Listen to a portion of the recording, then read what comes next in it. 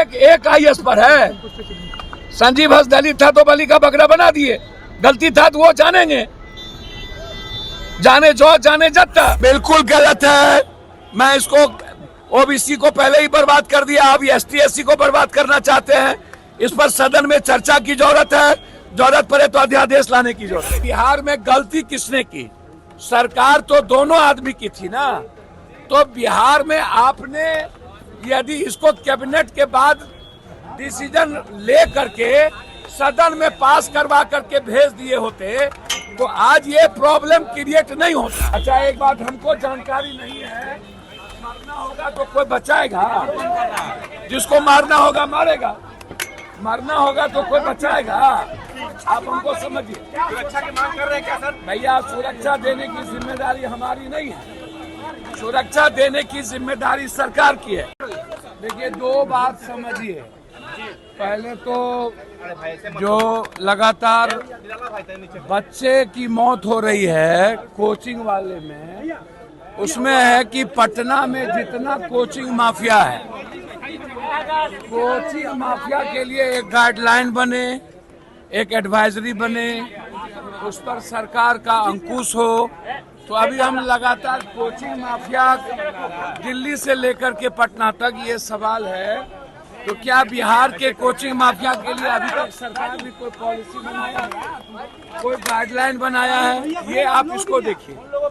दूसरा चीज, आरक्षण के सवाल पर बिल्कुल एक बात समझिए, सही कह रहा, नीचे रखिए, नीचे रखो नहीं तो नहीं करने देंगे। सब सुप्रीम कोर्ट का जो एक आदेश आया है एसटी एससी में क्रीमिलियर को लेकर के, इस पर बड़े समीक्षा की जरूरत है।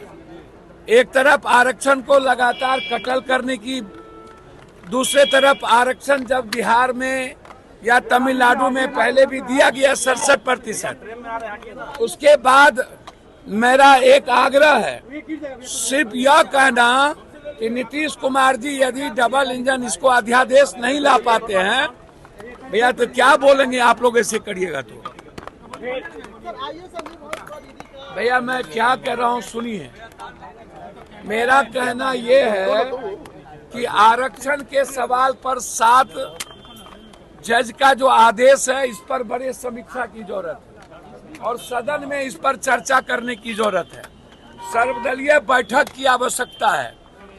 अब एसटी एससी में जिसकी आर्थिक, सामाजिक, शैक्षणिक आज भी 1.7 से ऊपर नहीं है और वहां भी क्रीमिलियर की बात होगी, तो निश्चित रूप से एक समीक्षा की जरूरत है और उस पर अध्यादेश लाने की जरूरत है।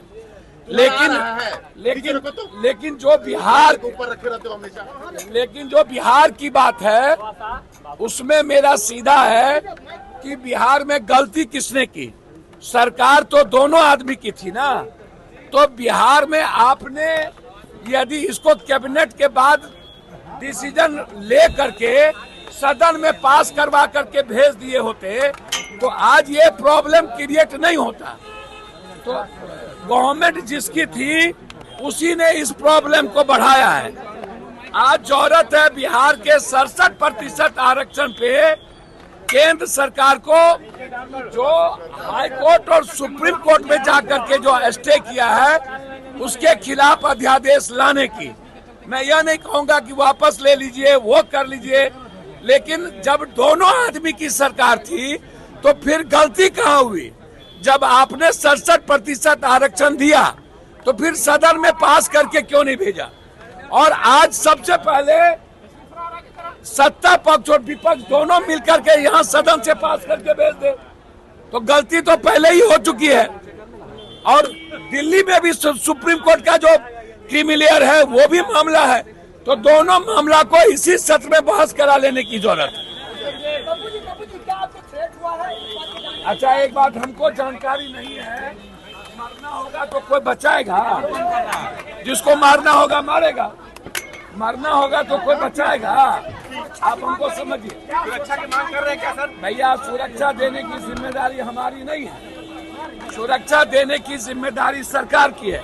सरकार दे न दे मैं कुछ नहीं जानता, मैं इतना जानता हूं कि बिहार में जिस तरीके से अपराध बढ़े हैं, और मुझे लगता है कि भट्टी जी को हटाने की जो व्यवस्था, हमें जो जानकारी है कि भट्टी जी को जो प्रतिनियुक्त था उसको यहाँ से वापस करने के लिए, रिलीव करने की जो बात चल रही है, तो इसका मतलब है कि शासन प्रशासन में कुछ भी अच्छा नहीं है, कुछ भी सही नहीं चल रहा है। आखिर भट्टी जी क्यों बिहार से जाना चाह रहे हैं, या बिहार से भट्टी जी को क्यों हटाया जा रहा है, ये सबसे बड़ा सवाल है। और कौन व्यक्ति, मैं बार बार कहा हूं कि भट्टी जी को काम करने की फ्रीडम क्यों नहीं दी गई आज तक, ये सबसे बड़ा सवाल है। और भट्टी जी बिहार छोड़ के क्यों जा रहे हैं, तो कुछ तो बात है ना।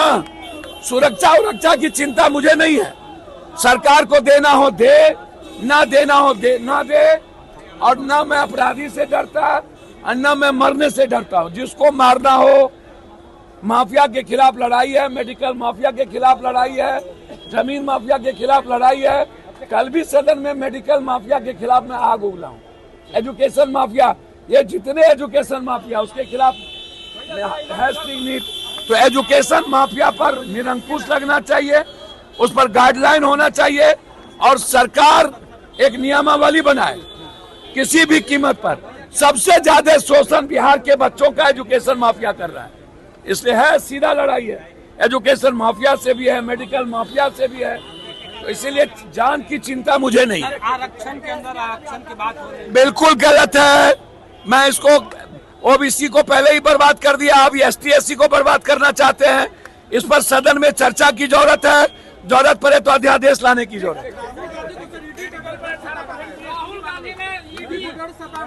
भैया किसी को ईडी नहीं सताता है, शहादत शहीदों का परिवार है, जिसको मरने से नहीं डर है।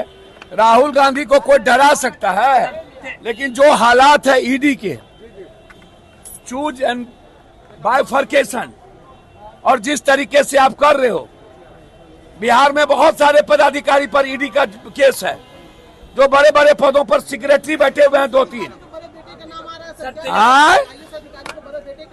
सबका नाम आ रहा है सर, जितना आईएएस है पटना में बैठे हुए सेक्रेटरी सब ईडी के शिकंजे में है। पे तो जाना ही नहीं चाहता हूँ। एक आदमी पर आरोप है, खाली आप दलित को गला रेपिएगा, दलित विरोधी बात करते रहिएगा। एक आईएएस पर है, संजीव हंस दलित था तो बलि का बकरा बना दिए, गलती था तो वो जानेंगे, जाने जो जाने जत्ता। लेकिन और आईएएस है ना भाई,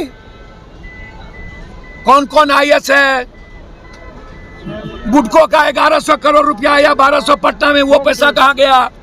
1000 करोड़ रुपया आया, वो पैसा कहाँ गया? ईडी आके बैठे हुए हैं।